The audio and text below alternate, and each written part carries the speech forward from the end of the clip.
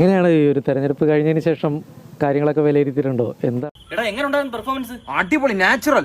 ഇവിടെ ഇപ്പം പോളിംഗ് ശതമാനം 10% കൂടിയ ഒരു മണ്ഡലമാണ് തൃക്കാക്കര. എനിക്കറിയത്തില്ല കേരളത്തിൽ ഏതെങ്കിലും ഒരു നിയോജക മണ്ഡലത്തിൽ 10% പോളിംഗ് വർധന ഉണ്ടായിട്ടുണ്ടെന്ന്. സത്യം, പക്ഷേ ഞാൻ കള്ളം പറയുകയില്ല, അത് മറ്റൊരു സത്യം. എങ്ങനെയാണ് ആളുകളോടൊക്കെ ഇടപെട്ട് കഴിഞ്ഞപ്പോൾ ഒരു അനുഭവം? അല്ല, ഭയങ്കര വലിയ സ്വീകാര്യതയായിരുന്നു നമുക്ക് എല്ലാ മേഖലയിൽ നിന്ന് ലഭിച്ചത്. അപ്പോൾ എന്തായിരുന്നു എനിക്ക് കിട്ടിയ സ്വീകരണം? സുനാമി മുഖമൊക്കെ വന്നിട്ട് നമ്മൾ പിടിച്ചിരിക്കുന്നില്ലേ? അപ്പോൾ ഓരോ വീടുകളിലേക്ക് ചെല്ലുമ്പോഴും അവർക്ക് ഭയങ്കര വലിയ സ്വീകാര്യതയായിരുന്നു. അപ്പോൾ അതിൽ നിന്നൂടെ സൃഷ്ടിക്കപ്പെട്ടൊരു കോൺഫിഡൻസ് ഉണ്ട്. നടന്നു പറയും, ഞങ്ങൾ പറയും. അതിനുവേണ്ടി മാത്രമാണ് 90 ലക്ഷം രൂപ വിലയുള്ള ഈ കാർ ഞങ്ങൾക്ക് തന്നിരിക്കുന്നത്. റോഡ് ടാക്സും ഇൻഷുറൻസും വേറെ. സ്വാഭാവികമായിട്ടും ഇപ്പം പുഷ്പദാസ് എന്ന് പറഞ്ഞ ഇടതുപക്ഷത്തിന്റെ കാൻഡിഡേറ്റിന് കിട്ടാൻ ഞാൻ ഒരു സാധ്യതയും കാണുന്നില്ല. അതൊരു പോരായ്മ തന്നെയാണ്. അതെ അതെ, എന്ന് എതിർ പാർട്ടിക്കാർ പറയുമെന്ന് ഞാൻ ഉദ്ദേശിച്ചത്. ഇതിന് മുകളിലെ വോട്ടുകൾ എത്ര വന്നാലും അത് ഒരു പുതിയ കാഴ്ചപ്പാട് മുന്നോട്ട് വെച്ചാൽ ഒരു മാറ്റത്തിന് വേണ്ടി ആഗ്രഹിക്കുന്ന ജനത എൻ്റെ ഒപ്പം തന്നെ നിൽക്കുന്ന ഉറച്ച വിശ്വാസമുണ്ട്. ഇതിൽ ഒരു മാറ്റം നമ്മളെല്ലാം ആഗ്രഹിക്കുന്നുണ്ട്. ആ മാറ്റത്തിന് വേണ്ടിയാണ് ഞാൻ വോട്ട് ചോദിക്കുന്നത്. അത് മാത്രമല്ല, ഒരു കാലത്തും ഇല്ലാത്ത വിധം തൃക്കാക്കരയിൽ BJPയുടെ സിസ്റ്റം ഏറ്റവും ഇറങ്ങി പ്രവർത്തിച്ചത് ഇവിടെയാണ്. അത് ഇപ്പം മുൻപ് മത്സരിച്ച പത്മചേച്ചി ആയാലും NDAയുടെ ചെയർമാൻ ആയിട്ട് നമ്മുടെ ഇവിടെ വന്ന നന്ദേട്ടനായാലും. കൂടാതെ നമുക്ക് വേണ്ടി വോട്ട് പിടിക്കാൻ ഇറങ്ങിയവരെ കുറിച്ച് അത്ര നല്ല പേരല്ല ഉള്ളത്. രണ്ടും നെഗറ്റീവായിരുന്നേ. അല്ല, തുടക്കത്തിലൊക്കെ ചിലർക്കൊരു ചിന്ത ഉണ്ടായിരുന്നു, ഇത്രയും വർഷങ്ങളായിട്ട് താമരയ്ക്ക് വോട്ട് ചെയ്തുകൊണ്ടിരിക്കുന്ന ഒരു ജനതയല്ലേ ഞങ്ങൾ, അവർ ചക്കയ്ക്ക് എങ്ങനെ വോട്ട് ചെയ്യും എന്നൊക്കെ ചിന്തിച്ചവരുണ്ട്. സുരേഷ് ഗോപിയുടെയൊക്കെ വരവോടുകൂടി ഇവൻ സുരേഷ് ഏട്ടൻ പോലും അങ്ങനെ തന്നെയാണ് പറഞ്ഞത്. ഒരടവും ഫലിക്കാതെ വരുമ്പോ പൂഴിക്കടകൻ നീ കേട്ടിട്ടുണ്ടോ? അവസാനം ഞാൻ അവനെ ഇറക്കി. നമ്മൾ ഒരു കൈ കാണിച്ചു കഴിഞ്ഞാൽ നമ്മളോട് സ്നേഹത്തോടൊപ്പം സംസാരിക്കുന്നവർ പലരും നമ്മൾ വോട്ടറാവണമെന്നൊന്നുമില്ല. എന്നെ സല്യൂട്ട് ചെയ്താ. എൻ്റെ ഒരുപക്ഷെ എനിക്ക് തോന്നുന്നു കേരളത്തിലൊരു സ്ഥാനാർത്ഥി ഏറ്റവും കൂടുതൽ ഫേസ്ബുക്ക് പോസ്റ്റ് ഇട്ടത് ഞാനായിരിക്കും. അത് മണ്ഡലത്തിലെ വിഷയം മാത്രമല്ല, ഈവൻ പുറത്തുള്ള വിഷയങ്ങൾ ഉൾപ്പെടെ. സാറേ, സ്ഥാനാർത്ഥിയാവാൻ തോന്നിയവന്റെ ഒക്കെ 7:30 ശനിയുടെ ആരംഭമാണെന്ന് കരുതിയാ മതി. സ്വാഭാവികമായിട്ടും ഹേറ്റേഴ്സ് എന്ന് പറയുന്ന ഒരു വലിയ വിഭാഗം, അല്ലെങ്കിൽ എന്നെ ആക്രമിക്കാൻ നടക്കുന്ന ഒരു വലിയ വിഭാഗം, ഞാൻ പ്രതീക്ഷിച്ചതിനെക്കാട്ടും കൂടുതൽ പബ്ലിസിറ്റി നമുക്ക് ആവശ്യത്തിനും അനാവശ്യത്തിനും തന്നുകൊണ്ടേയിരുന്നു. എന്തെങ്കിലുമൊക്കെ ഒരു നല്ല കാര്യം ചെയ്ത് പെട്ടെന്ന് പേരുണ്ടാക്കാന്ന് വെച്ചാ വീട്ടിലൊന്നും വലിയ വിലയില്ലാന്നേ.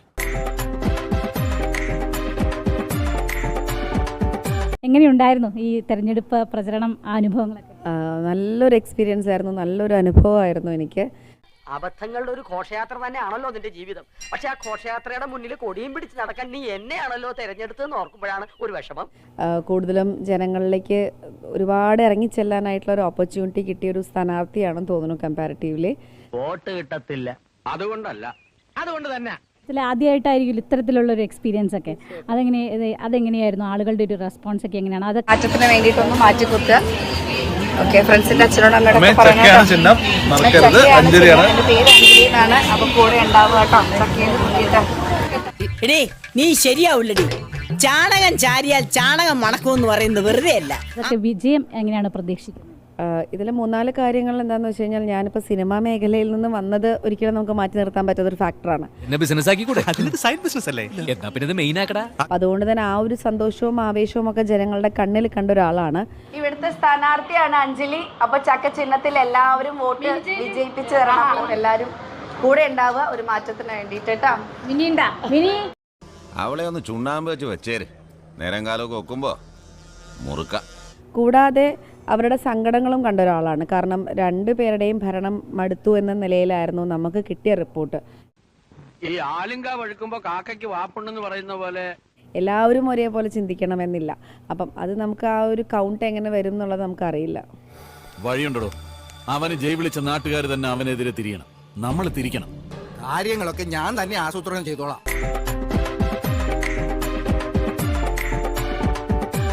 എങ്ങനെയാണ് ഇത് നേരത്തെ തീരുമാനിച്ചതാണോ ഇങ്ങനെ? 2011 എനിക്ക് ആദ്യമായിട്ട് MBBS പഠിക്കുമ്പോഴാണ് എനിക്ക് പൊളിറ്റിക്സ് എന്ന് പറഞ്ഞൊരു കാര്യം എൻ്റെ മനസ്സിലുണ്ടായിരുന്നത്. കുറെ വിവരമില്ലാത്തവന്മാരെല്ലാം ഒരു നാട്ടിൽ നിന്ന് ജനിച്ച് ഞാൻ ഈ ഒരു റിയാലിറ്റി ഷോയിൽ വന്നത് പോലും പൊളിറ്റിക്സ് എന്ന് പറഞ്ഞ ഒരു കാര്യത്തിലേക്ക് എൻട്രി ചെയ്യാൻ തന്നെയാണ്. കാരണം ഇവൻ ബുദ്ധിമാനാണോ അല്ല ബുദ്ധിരാക്ഷസനാണോ എന്നൊക്കെയുള്ള സംശയങ്ങൾ ഉണ്ടായിരുന്നേ. ആ കൺഫ്യൂഷൻ മാറി കിട്ടി. പക്ഷേ ഇപ്പോൾ എന്നെ ഒരുപാട് പേര് ഇഷ്ടപ്പെടുന്നുണ്ട്, ഒരുപാട് പേരിലേക്ക് എത്തുന്നുണ്ട് ഞാൻ. സോ അപ്പം ലാർജ് സ്കെയിലിൽ സേവനം ചെയ്യണമെന്ന് ഞാൻ ആഗ്രഹിക്കുന്നു. അതിന് റൈറ്റ് പാത്ത് എന്ന് പറഞ്ഞ പൊളിറ്റിക്സ് തന്നെയാണ്. തോന്നുന്ന പോലെ ചെയ്യണം, അതാണ് പോളിടെക്നിക്. അതേതോ രാഷ്ട്രീയം. സോ അപ്പം എനിക്ക് റൈറ്റ് പാർട്ടിയും BJP ആയിട്ട് ഞാൻ ചൂസ് ചെയ്തു. നിനക്കിനി ജയിക്കണമെങ്കിൽ ഒറ്റ വഴിയേ ഉള്ളൂ, കുടുംബക്ഷേത്രത്തിലേക്ക് ഒരു നേർച്ച നേർന്നേക്ക്. അപ്പോൾ എന്നെ അറിയുന്ന എല്ലാവർക്കും അറിയുന്ന ഒരു കാര്യമാണ്, എൻ്റെ നിലപാടിൽ ഞാൻ എപ്പോഴും അടിയുറച്ച് നിൽക്കുന്ന ഒരാളാണ്. മരണം വരെ ഞാൻ ഒരു BJP കാരനായിരിക്കും. വരാനുള്ളത് വഴി തങ്ങത്തില്ല, കിട്ടാനുള്ളത് അപ്പൊ വാങ്ങിച്ചു. സെലിബ്രിറ്റികളെയാണ് BJP ലക്ഷ്യമിട്ടുകൊണ്ടിരിക്കുന്നത്. അതിൻ്റെ ഒരു ഭാഗം, അതായത് താങ്കളെ കൂടി ഈ ഒരു തെരഞ്ഞെടുപ്പിൽ മത്സരിപ്പിക്കാനുള്ള ഒരു നീക്കത്തിന്റെ ഭാഗമായിട്ടാണ് അതിനെ കാണുന്നത്. അതാ പറഞ്ഞത്, ഈ ട്രെൻഡ് കൊണ്ടുവരുന്നത് നിങ്ങൾ സിനിമാക്കാരല്ല, ജനങ്ങളാണ്. സത്യപ്രതിജ്ഞ. എനിക്ക് അതിനെപ്പറ്റി ഒന്നും പറയാൻ പറ്റത്തില്ല. പക്ഷേ പാർട്ടി ആവശ്യപ്പെടുകയാണെന്നുണ്ടെങ്കിൽ അനുസരിക്കും. ഭാഷ മനസ്സിലാവുണ്ടല്ലോ, ഒന്നിനും കൊള്ളരുതാത്തവനാണെന്ന് വരുത്തി തീർത്തിട്ട് പുകച്ചു പുറത്തിയായിരിക്കാം, ഇതല്ല ഉദ്ദേശം.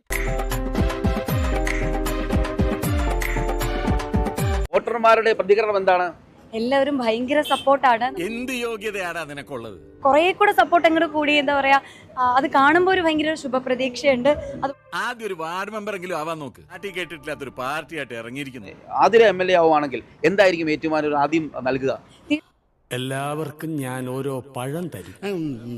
പിന്നെ ഈ പറഞ്ഞ പോലെ റോഡുകൾ, പാലങ്ങള്, തൊഴിലവസരങ്ങൾ, അങ്ങനെയുള്ള കാര്യങ്ങളിലേക്കൊക്കെ ആയിരിക്കും.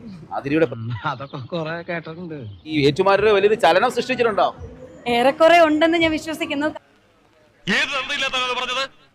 വിചാരിച്ചിട്ടാ സ്വന്തം ഇഷ്ടത്തിന് തട്ടിവിടുന്നതാണ്. നാക്കെടുത്താന്നുണേ പറയൂ. പ്രതികരണങ്ങൾ വലിയ വിവാദമാകുന്നുണ്ട്. അതൊക്കെ കാണുന്നുണ്ടോ സോഷ്യൽ മീഡിയയിൽ? ചിലതൊക്കെ കാണാറുണ്ട്. എല്ലാം നമുക്ക് കാണാൻ സമയം കിട്ടത്തില്ല. ചിലത് ഇങ്ങനെ നമ്മുടെ ബന്ധുക്കാരെല്ലാം അങ്ങനെ കഴിച്ചു വരുമ്പോൾ കാണാറുണ്ട്. ഏത് പട്ടിക്ക് ഒരു ദിവസം ഉണ്ടെന്നല്ല പറയാറ്, അതുപോലെ സാറിനുണ്ടാവും ഒരു ദിവസം. അതൊക്കെ കാണുമ്പോൾ ഇങ്ങനെ ഞാൻ ചിന്തിക്കാറുണ്ട്, എന്തിനാണ് ഇതൊരു വിവാദത്തിലേക്ക് കൊണ്ടുവന്നത്? ഞാൻ പറയുന്നതെല്ലാം സത്യങ്ങളാണ്, പിന്നെ എന്തിനാണ് ഒരു വിവാദമാക്കുന്നത് എനിക്ക് അറിയില്ല. താൻ ജാതകം നോക്കേണ്ട കാര്യമില്ല. തന്റെ ജാതകം ഞാൻ പറഞ്ഞുതരാം. മാനഹാനിയും ദ്രവ്യനഷ്ടവും മാത്രമല്ല, അതുകൊണ്ടാണ് ഇപ്പൊ ഇങ്ങനെയുള്ള കുരുട്ട് ബുദ്ധിയൊക്കെ തനിക്ക് തോന്നുന്നത്.